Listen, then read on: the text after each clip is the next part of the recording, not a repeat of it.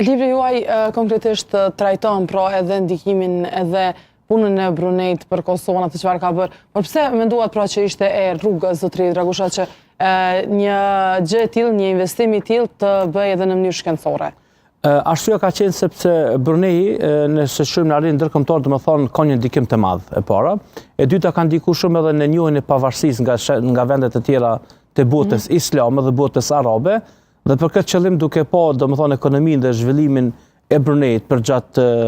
këtij 100 vjeçarit të fundit, mund të them lirshëm se ne kemi shumë nevojë që të ndërtohen domethënë raporte diplomatike mes Kosovës, pra mes Republikës Kosovës dhe Sultanatit të Brunejit, në mënyrë që të përfiton edhe shteti, edhe studentët, edhe ekonomia e vendit tonë. Arsyeja pse kemi trajtuar në këtë libër për shkak se ne tani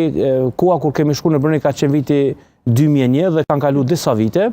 dhe me kalimin e kohës gjërat harrohen. Ndërsa kur plasohet në një libër ato mbesen dhe është libri i parë në këtij lloji që faktikisht ka plasuar gjithë kontributin e Brunejit duke ja kushtuar edhe një kapitull rreth shkrirjes pozitës gjeografike, historisë së Brunejit në formë kronologjike, gjithashtu edhe kontributin. Për shkak se na tash kemi edhe musafir që vinë nga ato zona dhe mund të them që Bruneji është shteti pothuajse i parë nga Azia Lugë-Lindore që është interesuar për gjendjen dhe krizën e Kosovës menjëherë pas përfundimit të luftës. Po na si popull nganjëherë i harrojmë të mirat që na ofrojnë shtetet e tjera dhe unë kam dashur në formë modeste ta bëj këtë libër së bashku me profesorin e gjuhës angleze Jop Ramadani dhe pastaj e shpërkthyer në gjuhën angleze dhe mendoj që do të mbetet tamam se një tool që ndërtohet e ardhmja dhe raportet mes Kosovës dhe Brunejit. Dhe ata kanë mirëpritje jashtëzakonisht shumë se